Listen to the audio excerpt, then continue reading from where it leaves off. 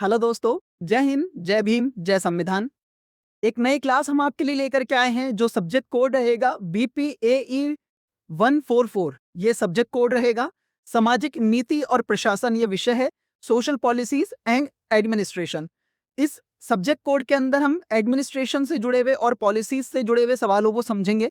ये क्वेश्चन पहले कई बार एग्जाम्स के अंदर आ चुके हैं और आगे भी आ सकते हैं, तो वही सारे हम क्वेश्चन इस क्लास के अंदर अंडरस्टैंड करेंगे ताकि आप बहुत अच्छे से अपने एग्जाम को क्लियर कर पाए। तो हम अपनी क्लास ये स्टार्ट करते हैं।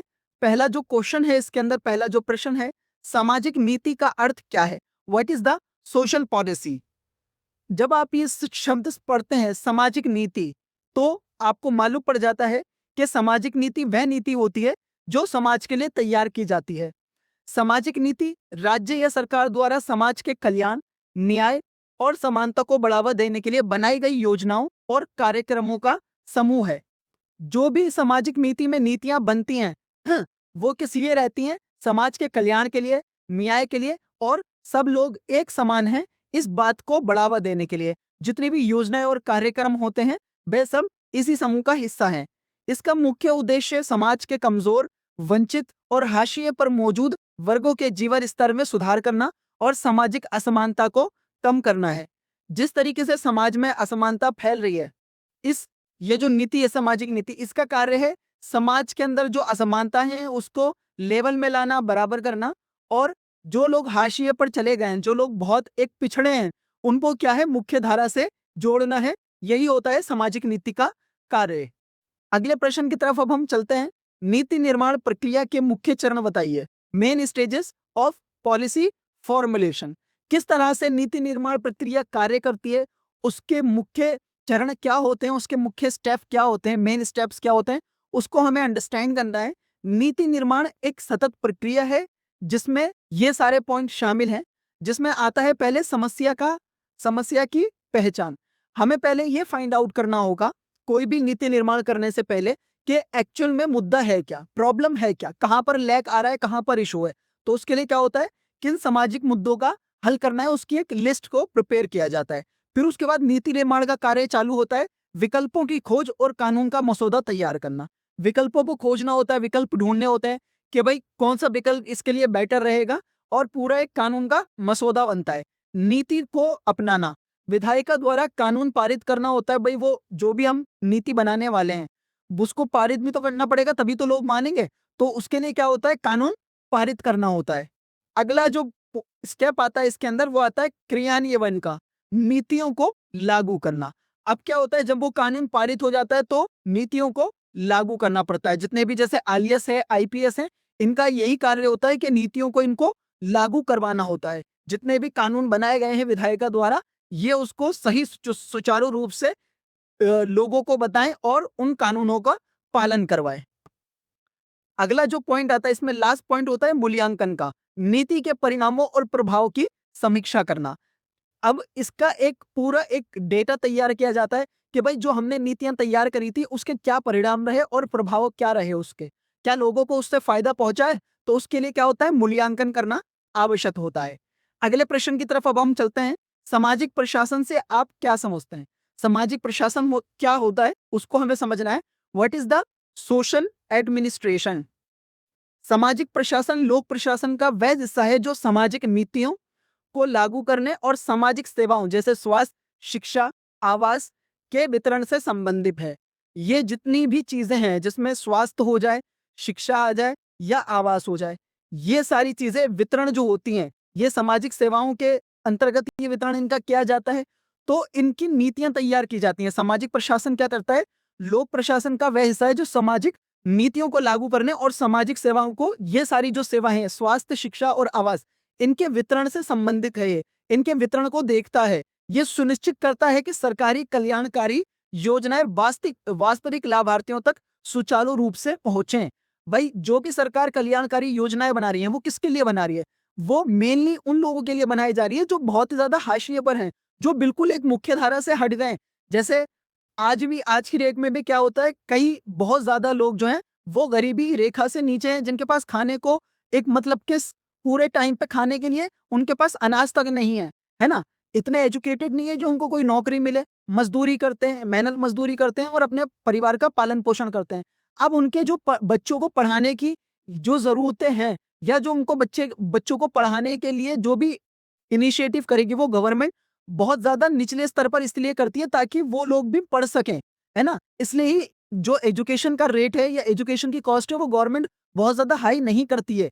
वरना गवर्नमेंट चाहे तो उस जो अगर चाहे तो जो प्राइवेट स्कूल हैं उनसे बेटर डेवलपमेंट करके और उससे ज़्यादा अर्निंग करनी चालू कर दे। लेकिन क्या फिर वो जो गरीब लोग हैं वो पढ़ पाएँगे? नहीं पढ़ पाएँगे। स्वास्थ्य सेवाएँ नहीं पहुँच पाएँगी, आवास उन तक नहीं पहुँच पाएगा। तो इसीलिए ये जितनी भी सरकारी कल्याणकारी योजनाएँ होती हैं, ये बहुत निचले तबके के लिए बनाई जाती हैं, तैयार की जाती हैं, प्रशासन के द्वारा।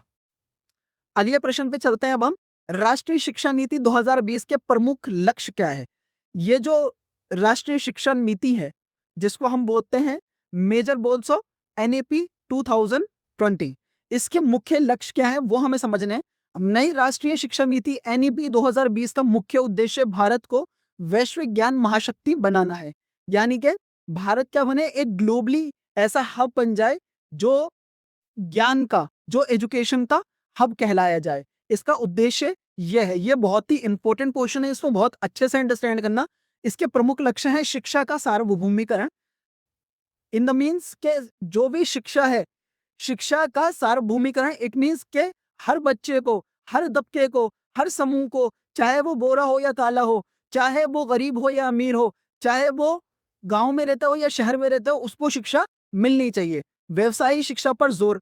व्यवसायिक शिक्षा क्या है कि भाई अब स्किल भी सिखाई जाए, किताबी ज्ञान के साथ साथ उसको स्किल के लिए भी प्रिपेयर किया जाए। स्कूली शिक्षा में 100% सकल नामांकन अनुपात होना चाहिए। मतलब जो एज का एक पूरा उन्होंने एक पूरा स्ट्रक्चर बनाया है, 5+3+3+4 का स्ट्रक्चर।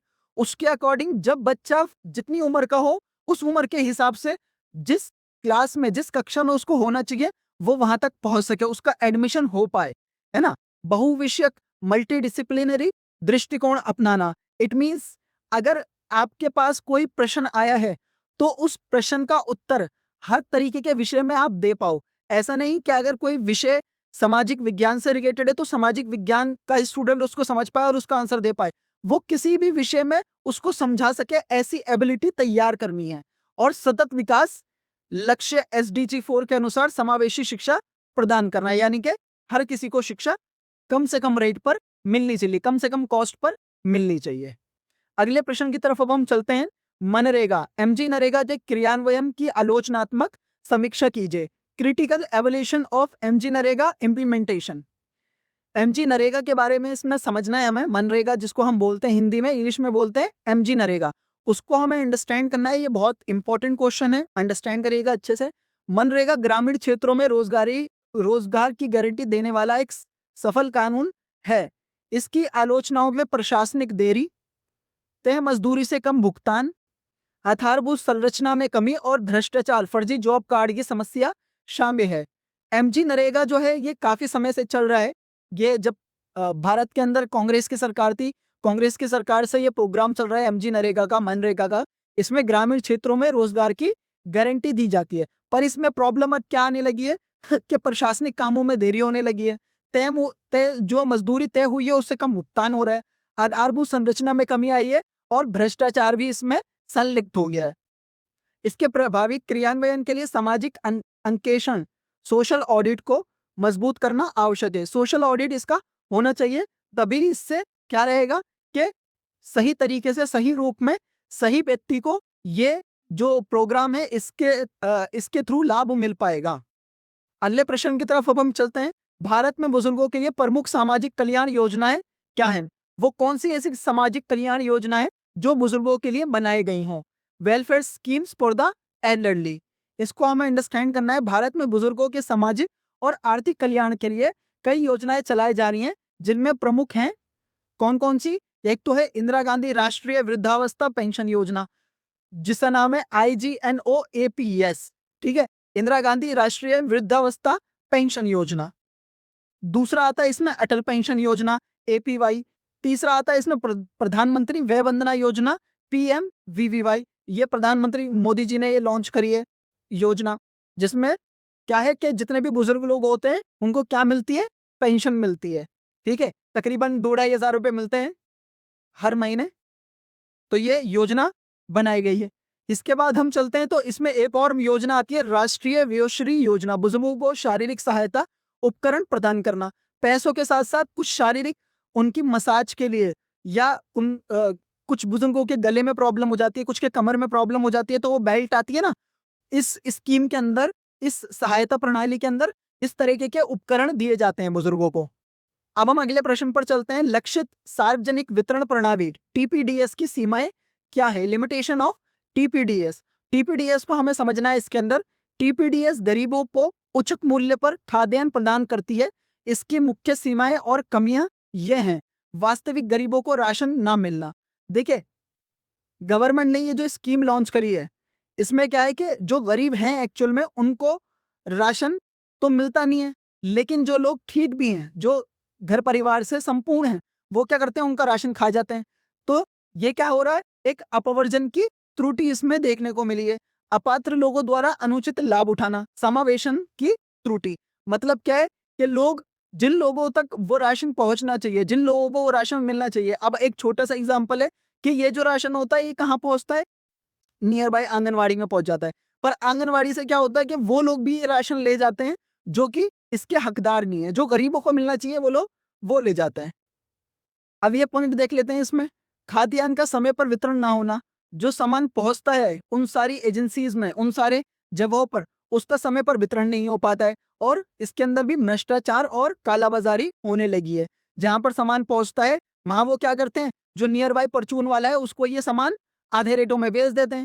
वो फिर अपने कट्टे में वही सारा सामान मिला करके और लोगों को उसी रेट में बेचता है जो मार्केट में रेट चल रहा है। तो ये कुछ मैंने आपको महत्वपूर्ण प्रश्न बताए हैं। इनको बहुत अच्छे से आप अंडरस्टैंड करिएगा, प्रिपेयर करिएगा। हमारी विशेष है आपके साथ में, आप बहुत अच्छे से अपने एग्जाम को क्लियर करें। और अगर हमारा वीडियो अच्छा लगता है तो प्लीज़ लाइक करिए, पेज को फॉलो करिए, सब्सक्राइब करिए, और अगर आप चाहें तो हमारे लिए अप्रिसिएशन में, कमेंट में अपने प्रीशियस कमेंट लिख सकते हैं। So thank you so much.